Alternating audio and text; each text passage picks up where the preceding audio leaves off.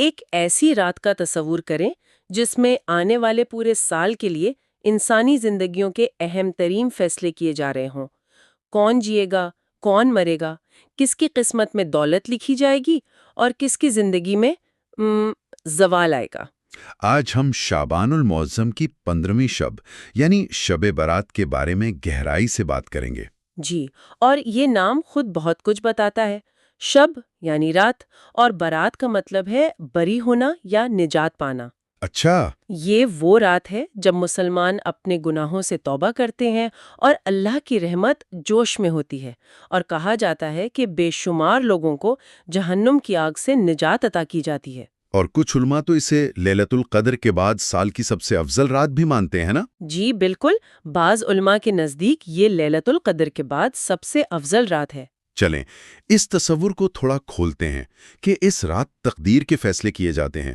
یہ سننے میں بہت سنگین لگتا ہے، اس کا اصل مطلب کیا ہے؟ دیکھیں، اس بارے میں حضرت عائشہ صدیقہ رضی اللہ عنہا سے ایک بہت اہم روایت ملتی ہے۔ جی، آپ فرماتی ہیں کہ رسول اکرم صلی اللہ علیہ وسلم نے ارشاد فرمایا کہ آنے والے سال میں جتنے بھی انسان پیدا ہونے والے ہیں ان کے نام اس رات لکھ دیے جاتے ہیں۔ اچھا، اور اسی طرح آنے والے سال میں جتنے لوگوں نے وفات پانی ہے ان کے نام بھی اسی رات لکھ دیے جاتے ہیں۔ یہ تو بہت گہری بات ہے۔ مطلب لوگوں کی زندگی اور موت کے فیصلے ہو رہے ہیں جبکہ وہ اپنی روزمرہ کی مصروفیات میں مگن ہے۔ بالکل، یہی تو اس رات کی سب سے بڑی یاد دہانی ہے۔ یہ ہمیں غفلت سے جگانے آتی ہے۔ لوگ شادیاں کر رہے ہوتے ہیں، گھر بنا رہے ہوتے ہیں، جی، نئے کاروبار کی منصوبہ بندی کر رہے ہوتے ہیں، جبکہ عین ممکن ہے کہ ان کا نام مرنے والوں کی فہرست میں لکھا جا چکا ہو۔ اللہ اکبر۔ اسی رات ملک الموت کو ان لوگوں کی فہرست دی جاتی ہے جن کی روحیں آنے والے سال میں قبض کی جانی ہے۔ اور اعمال اور رزق کا بھی اسی رات فیصلہ ہوتا ہے؟ جی، اسی رات لوگوں کے سال بھر کے اعمال اوپر اٹھائے جاتے ہیں اور ان کا رزق بھی مقرر کیا جاتا ہے۔ کون کتنا کمائے گا، کس کی صحت کیسی رہے گی، کس کو کیا نعمتیں ملیں گی۔ تو ایک طرف تو یہ فیصلوں کی رات ہے جو کہ تھوڑی سنجیدہ اور خوفناک بھی لگتی ہے، لیکن دوسری طرف یہ اللہ کی بے پناہ رحمت کی رات بھی ہے۔ یقیناً، اور وہی اس رات کا سب سے خوبصورت پہلو ہے۔ ایک طرف جہاں فیصلوں کی سنجیدگی ہے، وہیں دوسری طرف مغفرت اور رحمت کی امید کا سمندر ٹھاٹھے مار رہا ہوتا ہے۔ وہ کیسے؟ ایک بہت مشہور روایت ہے، حضور اکرم صلی اللہ علیہ وسلم نے فرمایا کہ اللہ تبارک و تعالی شعبان کی 15ویں شب میں آسمان دنیا پر اپنی شان کے مطابق نزول فرماتا ہے اور قبیلہ بنو کلب کی بکریوں کے بالوں کی تعداد سے بھی زیادہ لوگوں کی مغفرت فرما دیتا ہے۔ واہ، بنو کلب کا قبیلہ، یہ تو عرب میں سب سے زیادہ بھیڑ بکریاں رکھنے کے لیے مشہور تھا، ہے نا؟ جی بالکل، تو آپ اندازہ کریں کہ یہ کتنی بڑی تعداد ہے۔ یہ استعارہ ہی اتنا طاقتور ہے کہ اللہ کی رحمت کی وسعت کا اندازہ ہوتا ہے۔ تو اس کا مطلب ہے کہ بخشش کا دروازہ ہر ایک کے لیے کھلا ہے۔ رحمت تو عام ہوتی ہے، لیکن کچھ رکاوٹیں ہیں جو انسان خود اپنے اور اس رحمت کے درمیان کھڑی کر لیتا ہے۔ اچھا، یعنی یہ معافی سب کے لیے عام نہیں ہے، کچھ لوگ مستثنا بھی ہیں۔ جی، یہی ایک اہم نقطہ ہے۔ روایات میں آتا ہے کہ اللہ تعالیٰ اس رات چند لوگوں کے علاوہ تمام مخلوقات کی بخشش فرما دیتا ہے۔ وہ کون لوگ ہیں جو اس عظیم موقع پر بھی محروم رہ جاتے ہیں؟ روایات میں واضح طور پر چند اقسام کے لوگوں کا ذکر ہے۔ ان میں سر فہرست ہے مشرک، یعنی اللہ کی ذات یا صفات میں کسی اور کو شریک ٹھہرانے والا۔ ٹھیک ہے۔ دوسرے نمبر پر وہ شخص ہے جو اپنے دل میں کسی کے لیے کینہ اور بغض رکھتا ہو۔ کینہ اور بغض؟ جی، اور تیسرا وہ ہے جو کسی کو ناحق قتل کرنے والا ہو۔ ان کے علاوہ بھی کچھ روایات میں والدین کے نافرمان اور شرابی کا ذکر بھی آیا ہے۔ شرک اور قتل تو سمجھ آتے ہیں کہ یہ کبیرہ گناہ ہے، لیکن دل میں کینہ رکھنا یہ اتنا سنگین کیوں ہے کہ اللہ کی رحمت رک جائے؟ ہم تو اسے اکثر ایک معمولی ذاتی مسئلہ سمجھتے ہیں۔ یہ اس رات کا سب سے گہرا سبق ہے۔ اس سے ہمیں حقوق اللہ اور حقوق العباد کا فرق سمجھ آتا ہے۔ اچھا۔ دیکھیں، اللہ اپنے حقوق یعنی جو نافرمانیاں ہم نے اس کے معاملے میں کی انہیں معاف کرنے پر قادر ہے اور کرتا بھی ہے، لیکن بندوں کے حقوق کا معاملہ مختلف ہے۔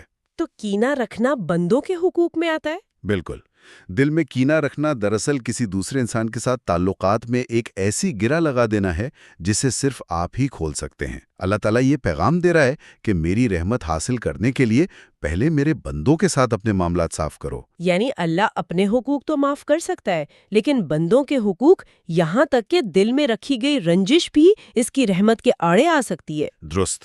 اس سے اندازہ ہوتا ہے کہ اسلام میں دل کی پاکیزگی اور معاشرتی ہم آہنگی کی کتنی زیادہ اہمیت ہے۔ یہ صرف ذاتی عبادت کا معاملہ نہیں ہے، بلکہ سماجی صحت کا بھی معاملہ ہے۔ تو اس رات کی اتنی گہری روحانی اور سماجی اہمیت کو مد نظر رکھتے ہوئے اسے گزارنے کا بہترین طریقہ کیا ہے؟ کون سے اعمال ہیں جن پر ہمیں توجہ دینی چاہیے؟ اس کے لیے ہمیں براہ راست نبی کریم صلی اللہ علیہ وسلم کے ارشادات سے رہنمائی ملتی ہے۔ حضرت علی رضی اللہ عنہ سے روایت ہے کہ نبی کریم صلی اللہ علیہ وسلم نے ارشاد فرمایا کہ جب شعبان کی 15ویں رات آئے تو اس رات قیام کرو۔ قیام کرو۔ جی، یعنی عبادت میں گزارو اور دن میں روزہ رکھو۔ تو دو کام واضح طور پر بتائے گئے ہیں، رات کو عبادت اور اگلے دن روزہ۔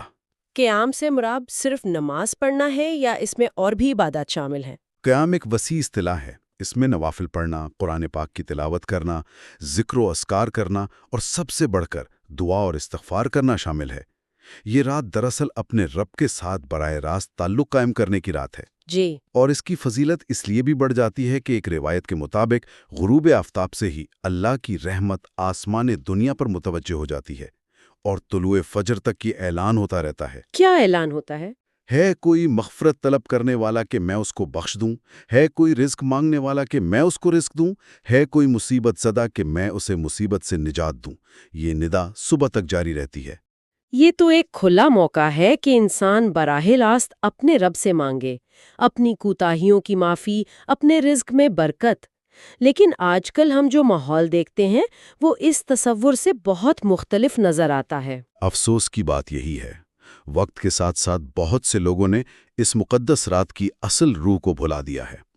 جس رات کو خاموشی اور تنہائی میں اپنے رب سے راز و نیاز کرنا تھا، اسے شور شرابے اور ہنگامے کی نظر کر دیا گیا ہے۔ خاص طور پر یہ آتش بازی اور پٹاخوں کا رواج، یہ کیسے شروع ہوا؟ عبادت کی ایک سنجیدہ رات کو جشن کی رات میں بدل دیا گیا ہے۔ دیکھیں، اس کی کئی وجوہات ہو سکتی ہیں۔ ایک تو یہ کہ گہرائی میں جا کر اپنا محاسبہ کرنا، اپنے گناہوں پر رونا اور سچی توبہ کرنا ایک مشکل کام ہے۔ صحیح۔ اس کے مقابلے میں پٹاخے چلانا اور جشن منانا فوری اور سطحی تسکین دیتا ہے۔ شاید لوگ عبادت کی سنجیدگی سے بھاگ کر خوشی کے آسان راستے ڈھونڈتے ہیں۔ تو یہ ایک طرح سے روحانی ذمہ داری سے فرار کا ایک طریقہ بن گیا ہے؟ بالکل۔ جس رات اللہ کی نافرمانیوں سے معافی مانگنی تھی، اسی رات آتش بازی اور فضول خرچی جیسے کاموں میں پیسہ اور وقت ضائع کر کے مزید گناہوں میں مبتلا ہو جاتا ہے۔ یہ رات کی اصل روح کے بالکل منافی ہے۔ اصل کام تو کثرت سے عبادت کرنا اور سب سے بڑھ کر اپنے گناہوں سے ہمیشہ کے لیے سچی توبہ کرنا ہے۔ تو ان تمام باتوں کا خلاصہ یہ ہے کہ شب برات ہماری زندگی، موت، رزق اور تقدیر کے بارے میں ایک سالانہ یاد دہانی ہے، ایک الارم کی طرح جو ہمیں دنیا کی دوڑ بھاگ سے نکال کر یہ سوچنے پر مجبور کرتا ہے کہ ہم کہاں کھڑے ہیں اور کہاں جا رہے ہیں۔ بالکل درست۔